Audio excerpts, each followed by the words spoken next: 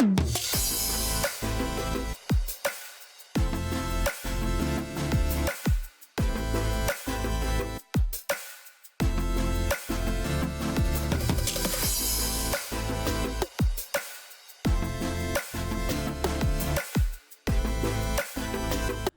is up, guys? Iconic here, and today we have a tutorial on how to make a future bass drop.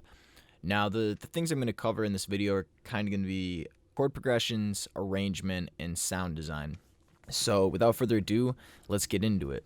Now, the first thing I said was chord progressions, and the chords you choose for your future bass song make a huge difference in the sound of how your song will turn out. I usually like to use sevenths or ninths because they have a lot more harmonics than just a major or minor triad. I like to use this stamp tool in FL Studio. If you don't use it, I would recommend it because it's a quick and easy way to get some chords without having to memorize all of the semitones in between each note. So I'm going to start off with a minor ninth, and let's just make it A minor, just because it's easy to show because it's all white keys. I don't need to go into any music theory with flats or sharps and all that jazz. So just for tutorial purposes, we'll do A minor because it's all white keys. Drop that down an octave. I basically just have a couple drum samples. I like to first make a groove with my percussion. So let me just put a snare.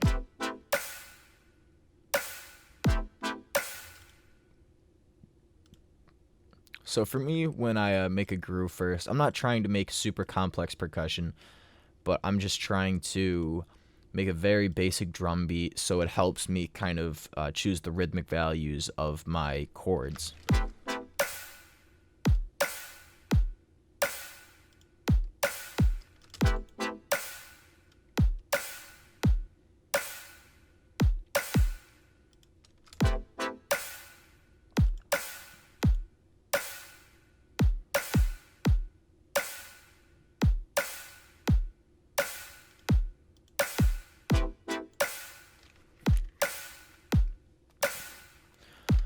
There we go, and then I can add some hi-hats, maybe give a little bit of swing there.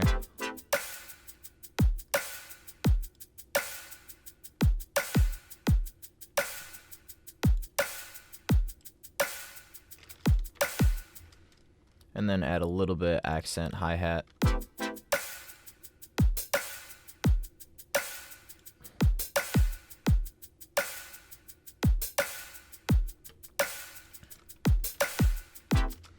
Cool, so now on to the chords.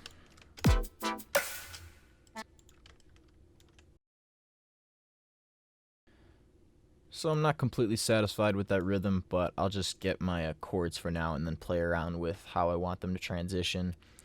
So next I'll put in a major chord, maybe a major seventh. Put that in on, let's do F right there.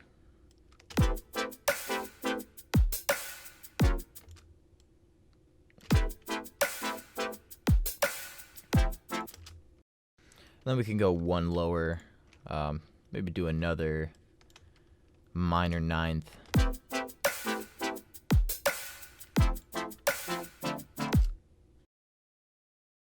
So I'm pretty happy with that. I'm just going to add that at the end to give it variation, transitioning to the next section. So now I have a 4-bar loop.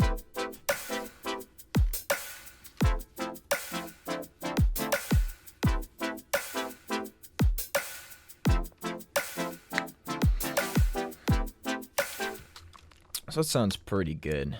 Now I'm going to not delete that. Now I'm going to clone this layer, get another sound that I can layer in.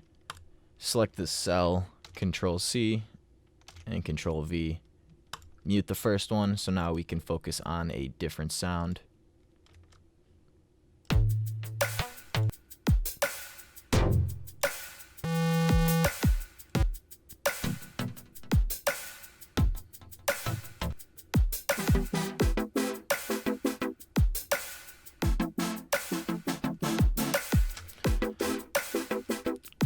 It's actually a pretty cool sound, so let's see what they sound like together.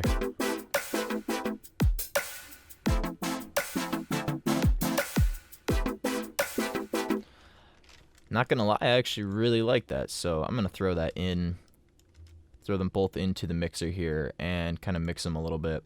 The second one I want a little bit lower in volume.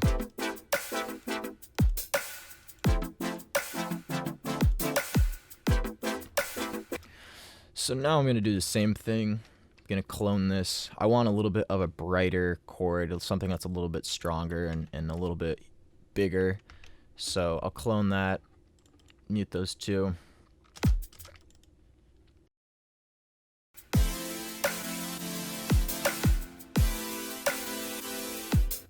So I want something like that. I don't know if that one's gonna work in particular, but we can give it a shot. So my CPU's taking a little bit of a hit because Serum is a huge CPU waster, so I'll switch over to Massive and try to find a different chord.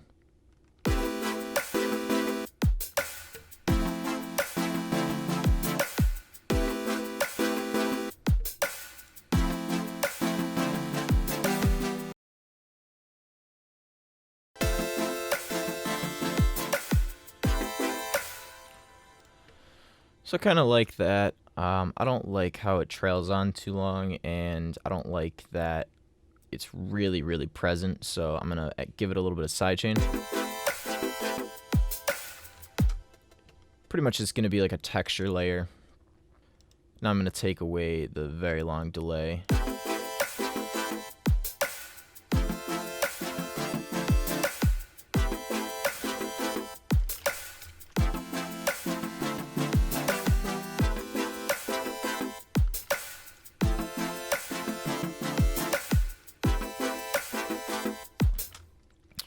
So now to prevent my CPU from crashing, because I'm not on my primary sound card to record for YouTube, I'm going to print these down real quick. It's a really easy process, just so I can show you guys how to do this when you're discovering the same issue. Just going to want to go to Edison, add that to whatever tracks that you have. You're going to want to put it in the first slot too, just so none of the other processing affects any of the recording. You just want to record the raw signal. So you're basically going to make a selection, and you're going to go into Edison and make your input recording mode on play. Press record. Do the same thing. Going to arm this to record on play. Arm it to record. Now you can have both of your Edisons open right here if you want, just to make sure they're recording fine. But all you do now is you just press play.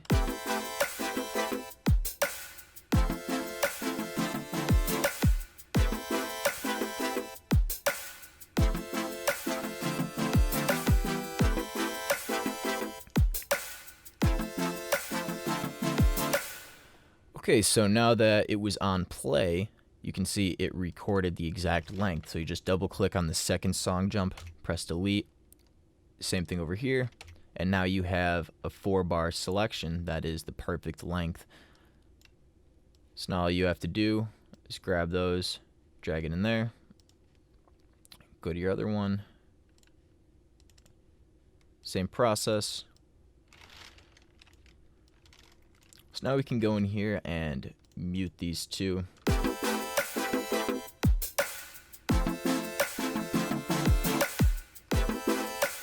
And it's the same thing. So now you can grab those two audio files and route them to your mixer. And there are both their audio files, so I can do chord 1 audio and chord 2 audio. I also like to keep the MIDI. So sometimes, obviously I have kicks and snares on here, but I wouldn't do that for a song. And I'd have the MIDI on a separate track, and I'd just put it at the bottom and mute that track. So you always want to keep your MIDI just in case you want to change anything. So just mix those together again, kind of like I had it.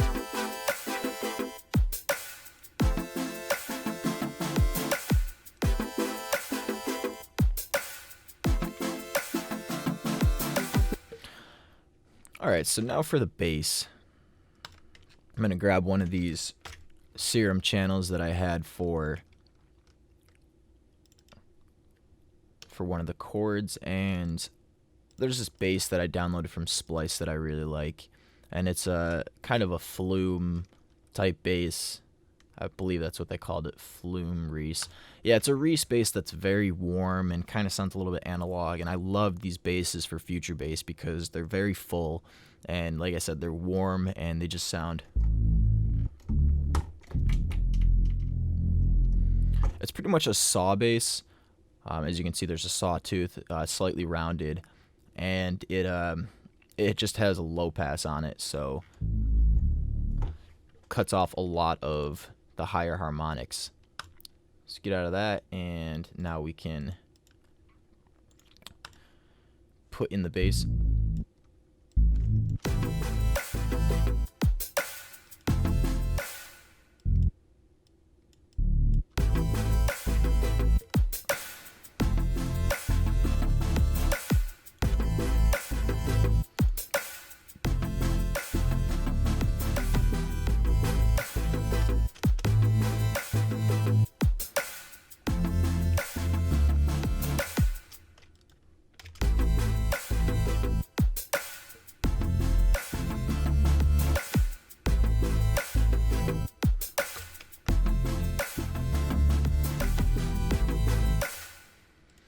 The same type of thing, I can put a side chain on that, give it a little bit more flow with the rest of the song. Not too much. I'm going to turn the volume down and give it a little bit of tension. Maybe put the attack up just slightly. Maybe the release too. So I don't want to hear the full pumping effect, but I kind of want it to bounce with the song and flow with the song.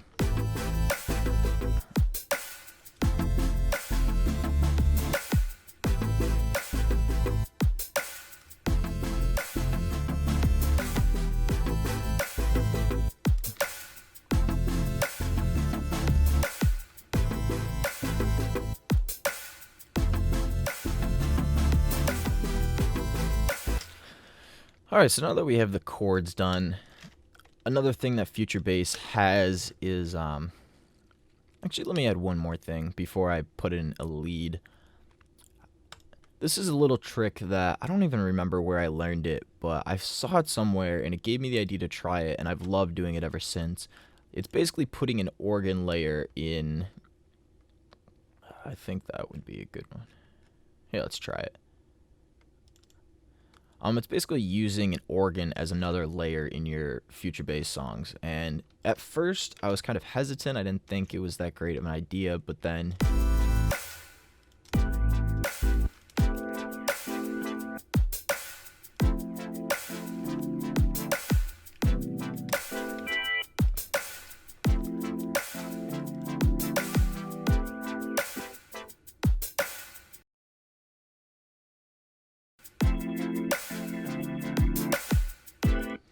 so we'll see what that sounds in the mix.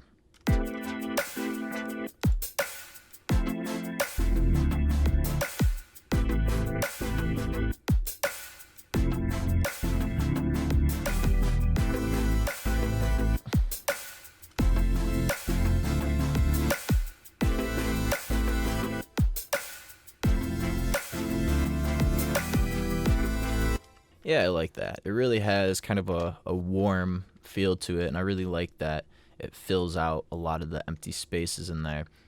Same type of thing, I'm going to add another growth speed on there. Once again, not because I want it to really pump, but because I want it to kind of just like bounce with the song and give it a little bit of dynamics.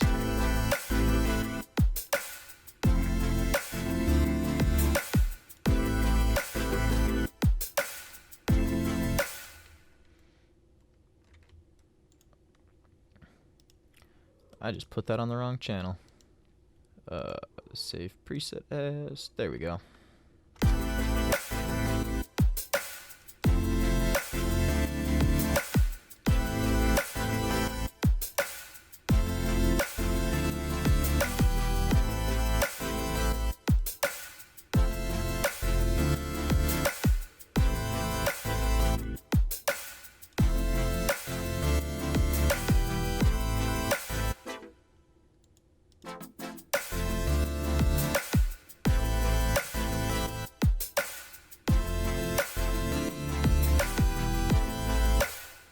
Cool.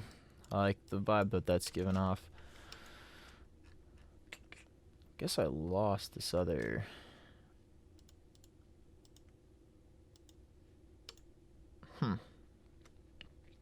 I do not know where that one...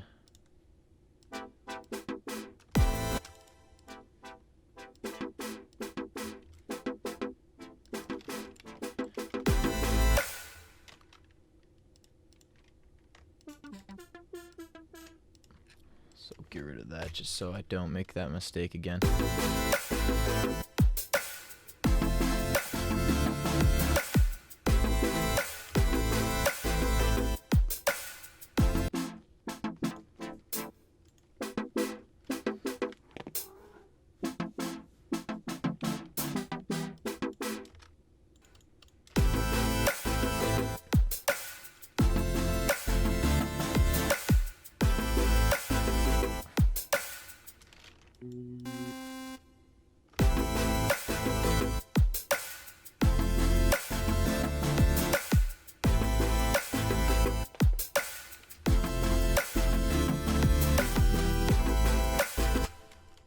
So now let's pick a lead, and I don't normally do this, but I'm gonna try adding a saxophone right now because I'm kind of getting like a jazzy type feel from this.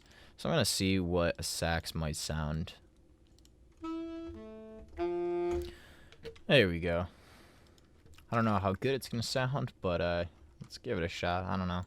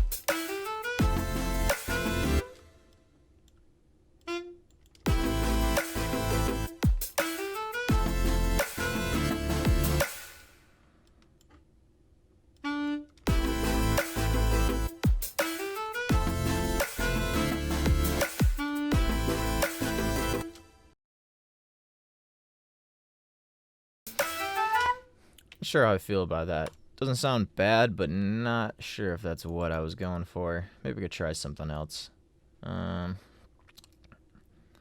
Well, I know I have this like marshmallow-esque lead in Massive that I made, so I'll try that. It's not really a marshmallow lead, but that's the only like closest comparison I could think of. Where are my sounds?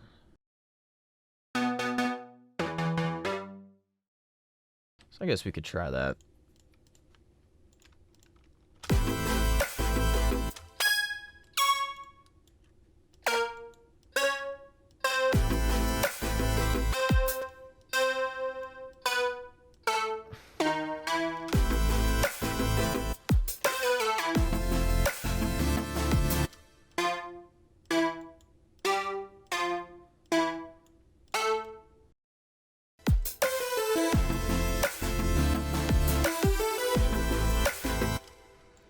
I'm gonna try to see if I have a nice pluck sound for that.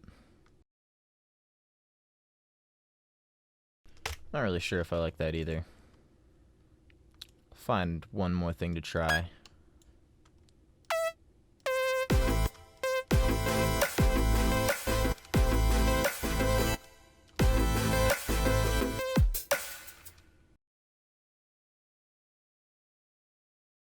I'm not really satisfied with that either, which means it's time to call it quits. I mean, I'll just leave that so I can mess with it in the future. But yeah, well, you get the point with the lead.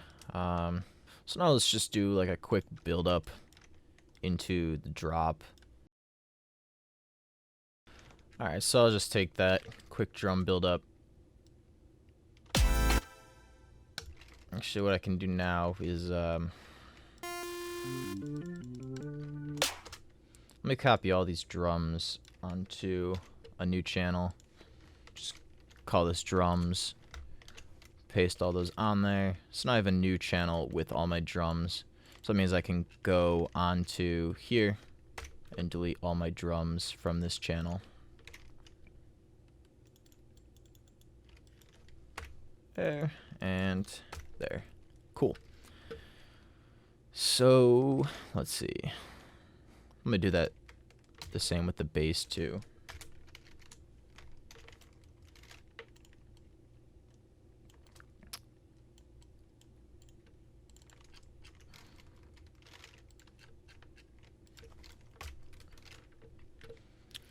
So now what I'm going to do is get all of my sounds in my drop.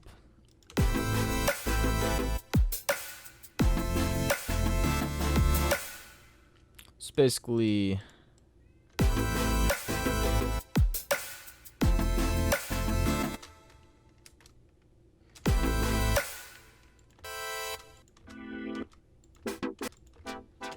so now I'm going to route all 4 of them to this track here.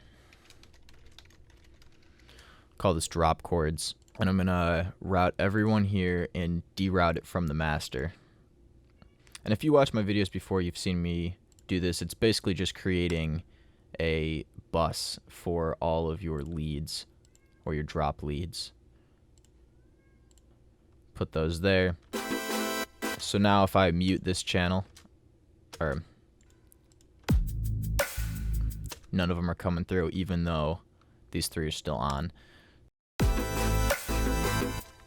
So a cool thing I could do for this is now add a filter, Parametric EQ.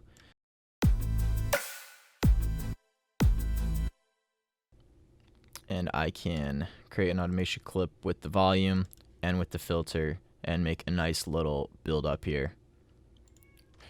Create automation clip. So this one on the bottom is the filter that I can use. And here's the volume. I want to copy the value because this is 100% volume. Because when I move it, it's going to move obviously like that. So now I can paste that back to 80%. Put the volume back up. Oops. Undo that. So now I can do one last thing.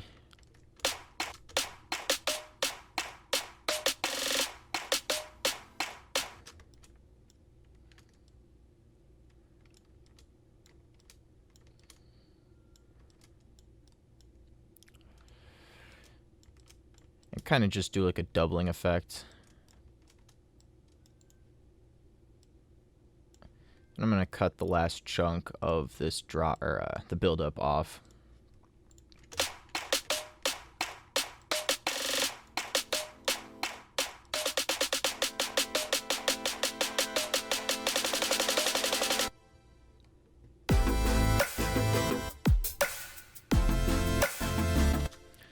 So it's pretty weak, but just add another riser real quick. Add some crashes and other effects. So now the final step is just adding a quick fill. I know the percussion isn't super complex, or it's not complex at all, but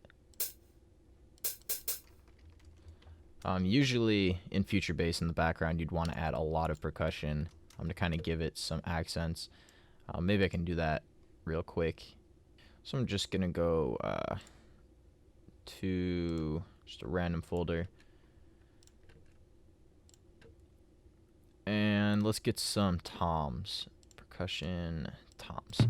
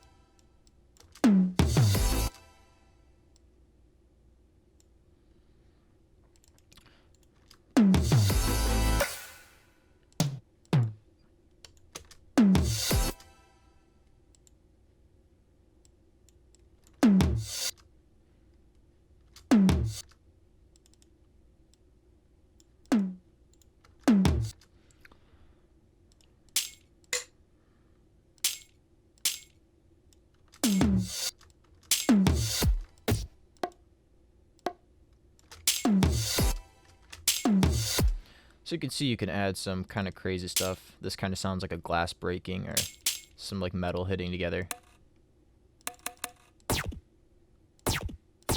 So you can try some really crazy stuff.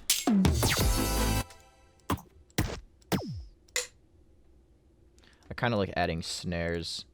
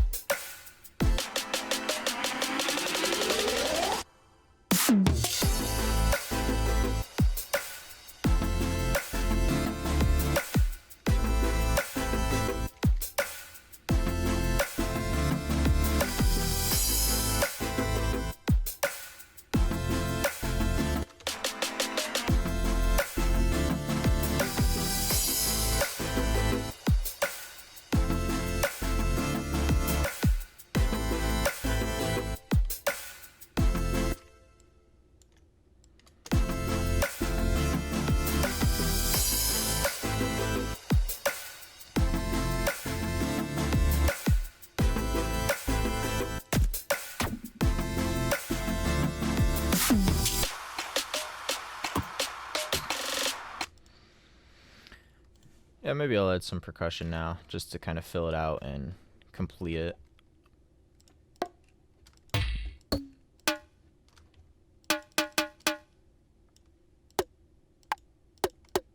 Just add some random sounds. Be creative.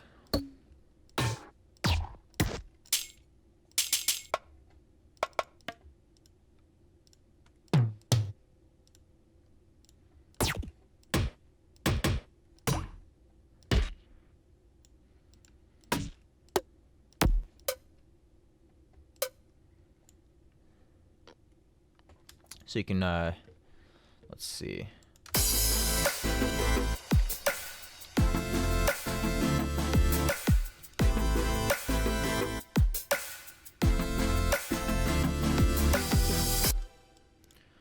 So for this, we can get like an effect like this, and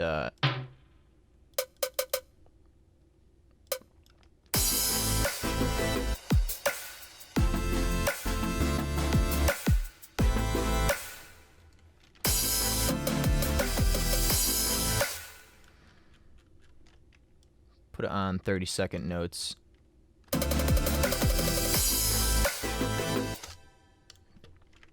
And now we can get the velocity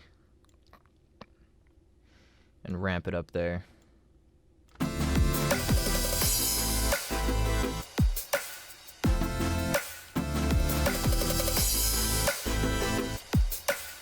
Maybe we can normalize this.